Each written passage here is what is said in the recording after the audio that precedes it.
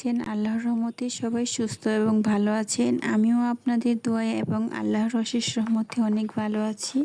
দর্শক বন্ধুরা, আজকে আমি একদম সহজ একটি পাখার ব্লগ নিয়ে হাজির হয়েছি। আশা করছি ব্লগটি আপনাদের কাছে ভালো লাগবে। ভালো লাগলে লাইক, কমেন্ট, শেয়ার করতে ভুলবেন না।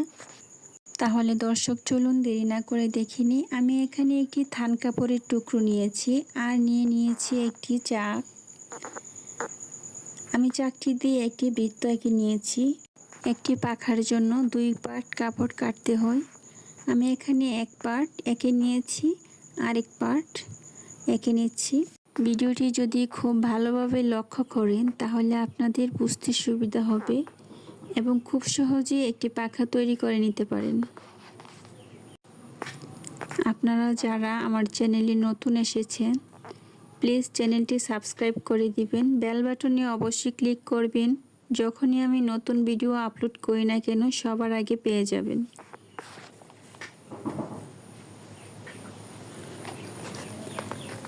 এভাবে করে দাগ বরাবর আমি কাপড়টাকে কেটে নিলাম। আমি এখানে 1 পার্ট কাপড় কেটে নিয়েছি। এবার আমি 2 পার্ট কাপড়ই কেটে নিলাম। এই 2 পার্ট কাপড় উল্টো করে একসাথে সমান করে জুড়ো লাগিয়ে নিলাম। এখন আমি সেলাই করে নিব।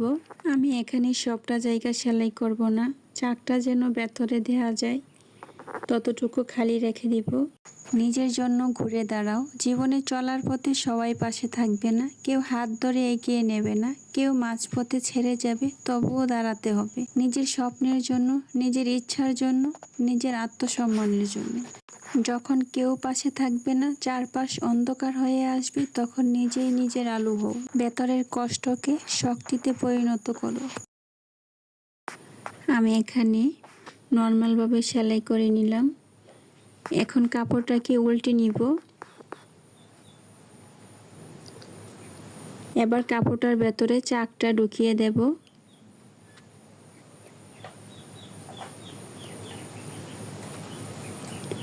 চাকটাকে এভাবে এঁটে নেওয়ার পর আমি কাপড়টাকে সেলাই করে নিব। যথাসম্ভব সহজভাবে সেলাই করার স্টেপ বাই স্টেপ আমি দেখিয়ে দিচ্ছি। আপনারা ভালোভাবে ভিডিওটি দেখবেন এবং লাইক, কমেন্ট, শেয়ার করবেন প্লিজ।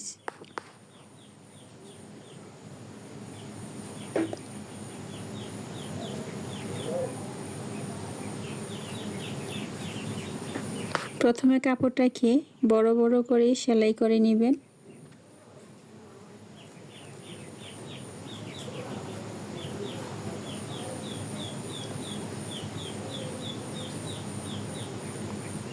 এভাবে করে আমি 4-5টা সেলাই করে নিলাম। পাখার কাপড়টা ভালোভাবে লাগানো হয়ে গিয়েছে। এখন আমি পাখার পাইপিং আর জালটের কাপড়টা কেটে নিব।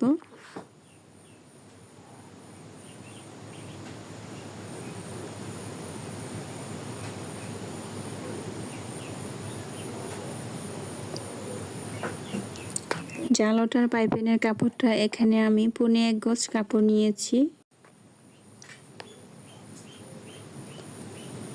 আমি কাপড়টাকে 3 ভাগে ভাগ করে কেটে নিচ্ছি।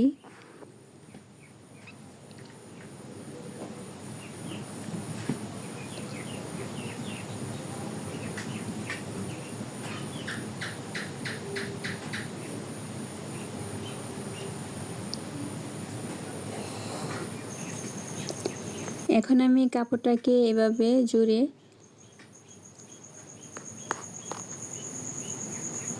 এই চিকন কাপড়টা দিয়ে আমি পাখার মধ্যে পাইপিং দিব।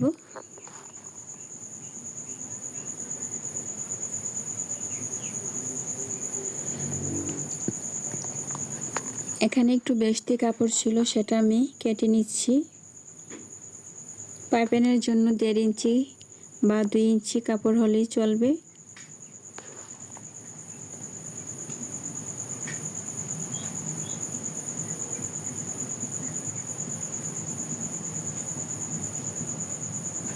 এখন আমি এভাবে এটাকে সেলাই করে নিব।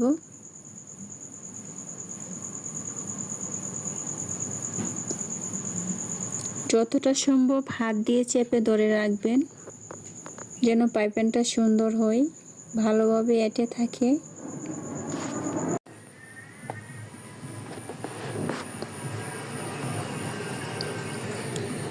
পাইপিংটা লাগানো প্রায় শেষ পর্যায়ে চলে এসেছে। আপনি চাইলে পাইপিংটা লাগাতে পারেন, আবার নাও লাগাতে পারেন। পাইপিংটা না লাগালেও কোনো সমস্যা হবে না। আর যদি লাগাতে পারেন তাহলে পাখাটার সৌন্দর্য আরও বৃদ্ধি পাবে, পাখাটা আরও মজবুত হবে।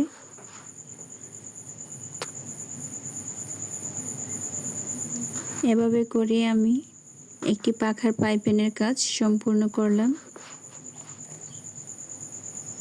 সেলাইয়ের শেষ পর্যায়ে কাপড়টার শেষে এভাবে ভাঁজ দিয়ে 4-5টা ছোট ছোট করে সেলাই করে নেবেন।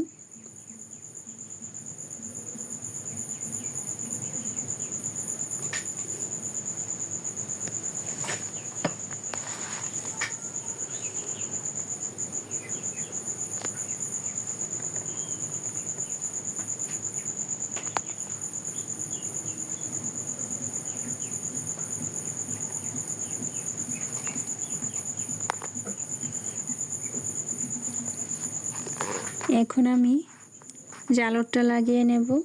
জালরের কাপড়টাকে আমি 2 সাইড দিয়ে মেশিন দিয়ে সেলাই করে নিয়েছি। আপনারা চাইলে হাত দিয়েও সেলাই করতে পারেন। এখন লাগানোর পালা।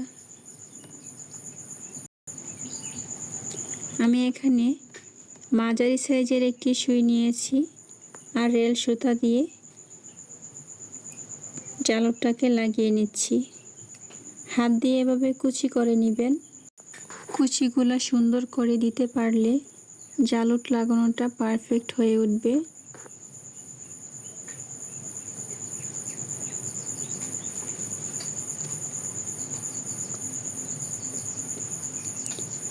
সুতাটা যতটা সম্ভব টাইটভাবে এঁটে নেবেন।